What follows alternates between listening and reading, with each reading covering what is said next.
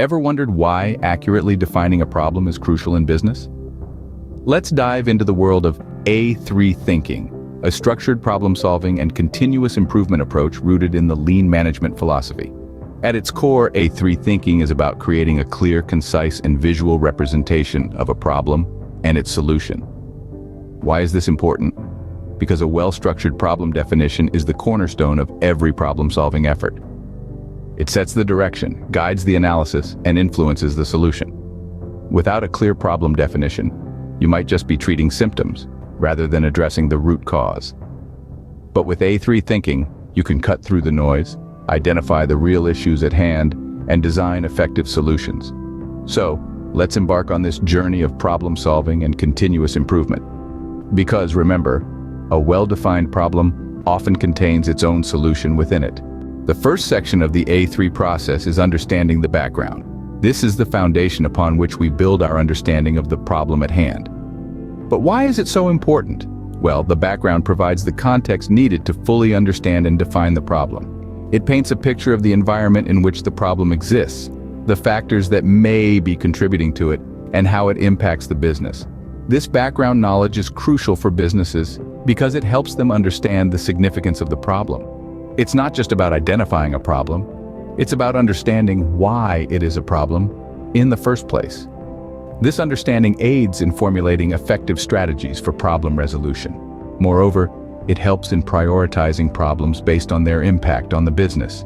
So, not only does it guide problem-solving efforts, but it also ensures that these efforts are directed where they can have the greatest impact.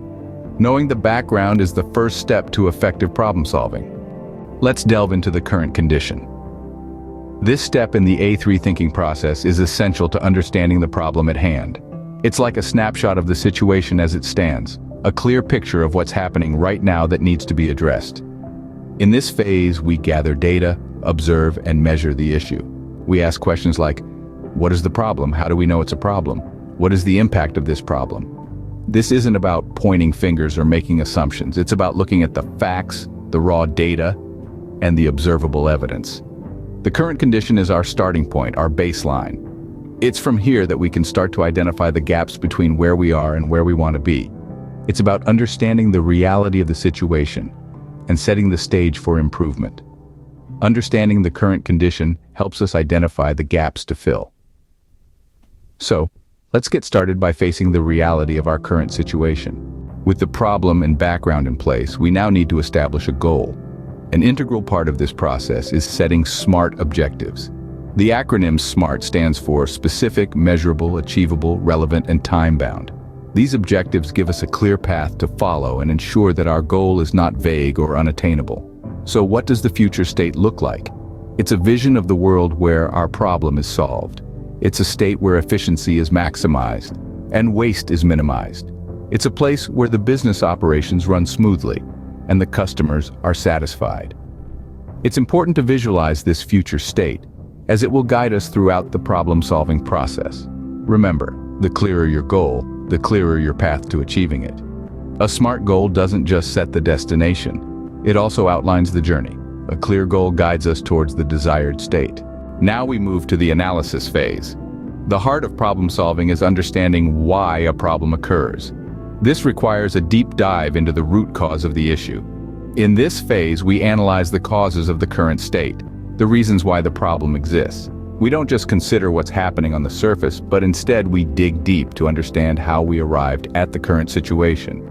To analyze a problem effectively, it's crucial to use quantitative data. Numbers, statistics, and trends can provide a clear picture of what's going on and help us to identify patterns and relationships that might not be immediately apparent. Quantitative data can also lend credibility to our analysis, as it's based on factual information rather than subjective opinions.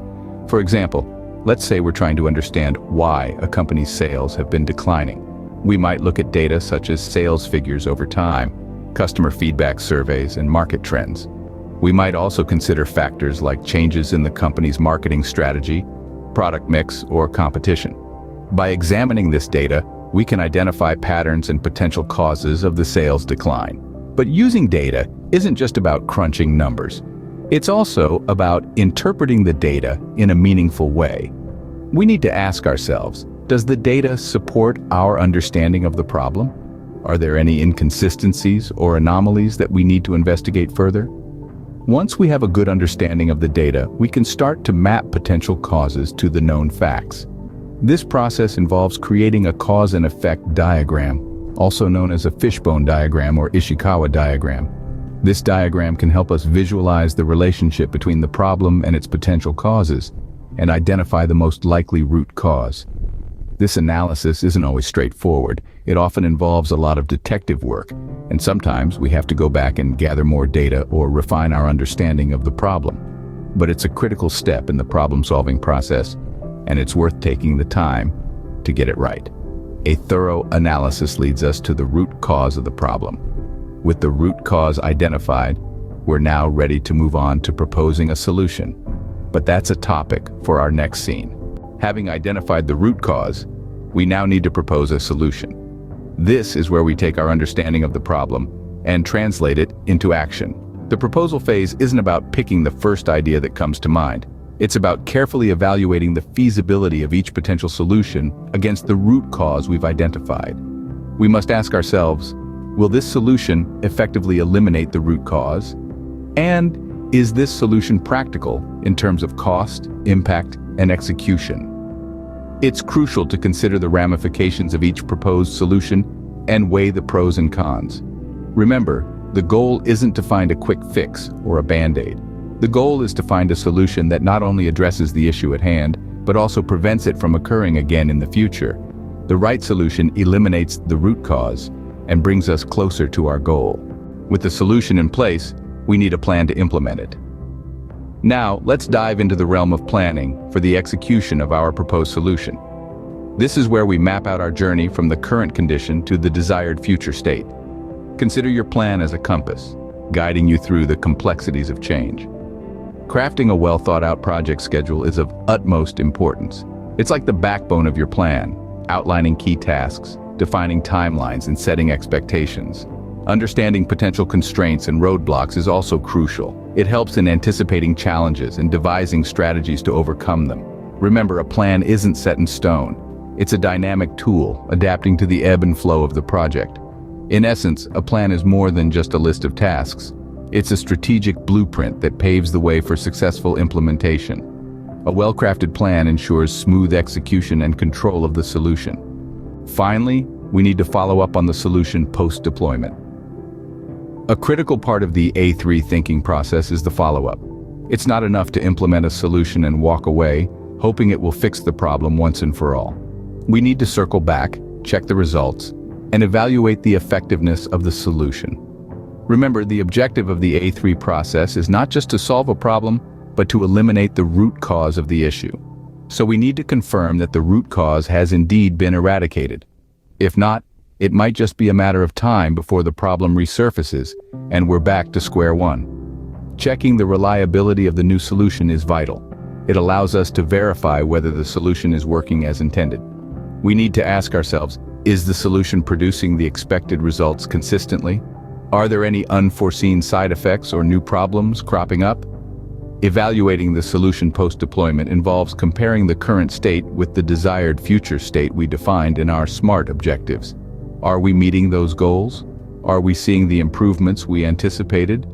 Here's where the data we collected while monitoring the solution comes into play. Data doesn't lie. It provides us with an objective assessment of the situation and allows us to make informed decisions.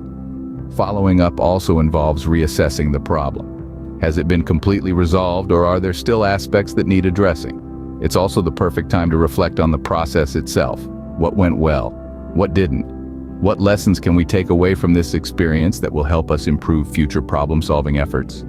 In the follow-up phase, we may find that our solution didn't hit the mark, and that's okay. Remember, A3 thinking is a cycle. If our solution didn't work as expected, we can return to an earlier phase, refine our analysis, adjust our plan, and try again. Following up ensures that the solution works and the targets are achieved. It's the final step in telling the story of your problem, a vital chapter in the journey from problem definition to problem resolution.